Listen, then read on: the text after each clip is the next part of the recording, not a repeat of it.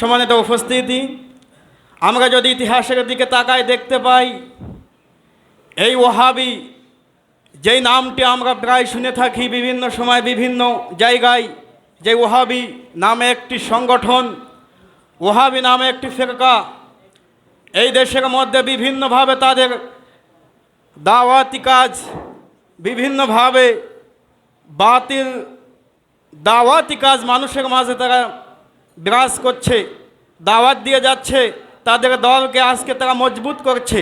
সম্মানিত উপস্থিতি, এই ওহাবিদের ইতিহাস যদি আমরা খুঁজি দেখতে পাই যে 1703 সনে ওই সৌদি আরবে নজদ নামক একটি স্থানে ওয়াইনা নামক জনপদে এক ব্যক্তি জন্ম নিয়েছেন, যেই ব্যক্তির নাম হচ্ছে মোহাম্মদ ইবনে আব্দুল ওয়াহাব নজদি। এই ব্যক্তি হচ্ছে ওহাবির প্রতিষ্ঠাতা। এই ব্যক্তি, যদিও একথা সত্য যে তিনার জীবনে ব্যাপক একটি সময় তিনি সুফি তত্ত্ব এবং ইশরাকিয়া মতবাদ বিষয়ে তিনি বিশেষ ব্যাপক সময় তিনি এই বিষয়ে তিনি গবেষণা করেছেন এবং সুফি তত্ত্ব বিষয়ে তিনি অনেক জ্ঞান অর্জন করেছেন, একথা যদিও সত্য। কিন্তু তিনি যখনই এই সুফি তত্ত্ব বিষয় তিনি এ বিষয়ে ব্যাপক শিক্ষা অর্জন করেছেন, তখনই তিনি এই দেশ থেকে উপমহাদেশ থেকে কিভাবে সুফি তত্ত্ব এবং পীর মাশায়েখ কিভাবে এই দেশ থেকে মানসুখ করা যায়, তাদেরকে মিটিয়ে দেওয়া যায়, তিনি এই বিষয়ে তিনি চিন্তা গবেষণা শুরু করেছেন।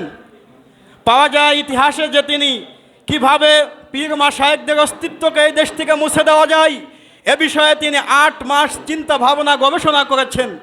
একাকিত্ব তিনি জীবন যাপন করেছেন, তাহকিক করেছেন যে কিভাবে পীর মাশায়েখদেরকে এই দেশ থেকে মুছে দেওয়া যায়। তিনি যখন 8 মাস শেষ হয়ে যায় তখন তিনি কোনো উপায় না পেয়ে তিনি নিজেই একটি সংগঠন, ওহাবি নামে সংগঠন করেছেন এবং তিনি মানুষের মাঝে, সমাজের সাধারণ মানুষের মাঝে তিনি এই দাওয়াত দেওয়া শুরু করেন যে সুফি তত্ত্ব, আউলিয়া ইকরাম এই সমস্ত বিষয়ে কোনো ভিত্তি নাই। এই বিষয়ে যখন তিনি সর্বপ্রথম প্রচার শুরু করেন তখনই তিনার বংশের কিছু মানুষ তার বিপক্ষে হয়ে যায়, তার বিপক্ষে বিভিন্নভাবে তার বিপক্ষে মানুষ সব জমাত হয়ে যায় যে তোমার কথার কোনো ভিত্তি নাই, তোমার কথা মানা যাবে না। এইভাবে এমনকি তাকে তার নিজের জনপদ থেকে, ওয়াইনা নামক জনপদ থেকে তাকে বহিষ্কার করা হয়। শুধু তাই নয়, যখনই এই মোহাম্মদ ইবনে আব্দুল ওয়াহাব নজদিকে যখন ওয়াইনা নামক জনপদ থেকে যখন বহিষ্কার করা হয়েছে তখন তিনি কোনো উপায় না পেয়ে তৎকালীন মোহাম্মদ ইবনে সাউদ নামে এক ব্যক্তি, যিনি 70টি গ্রামের নেতা ছিলেন, তার কাছে যে আশ্রয় নেন। যখনই তিনি আশ্রয় নিয়েছেন, নেওয়ার সঙ্গে সঙ্গে তখন তিনাকে একটি দায়িত্বে আদিষ্ট করা হয়, একটি দায়িত্ব দেওয়া হয়। যখনই আব্দুল ওয়াহাব নজদিকে একটি দায়িত্বে সীমাসীন করা হয়েছে তখন তিনি তার ওহাবিয়াত মতবাদ, ওহাবিয়াত যেই সংগঠনের যেই সমস্ত কাজ তিনি মানুষের মাঝে ব্যাপকভাবে তিনি বিস্তার করা শুরু করেছেন। শুধু তাই নয়, আব্দুল ওয়াহাব নজদির আকীদা সম্পর্কে ইতিহাসের মাঝে পাওয়া যায় যে ওহাবিদের আকীদা, মোহাম্মদ ইবনে আব্দুল ওয়াহাব নজদি তার আকীদা হচ্ছে যে কোনো পীর মাশায়েখ, আউলিয়া ইকরাম, নবীন, সিদ্দিকিন, শুহাদা, সালেহিনের নাম দুয়ার মধ্যে তাদের নামকে সামনে আনা যাবে না।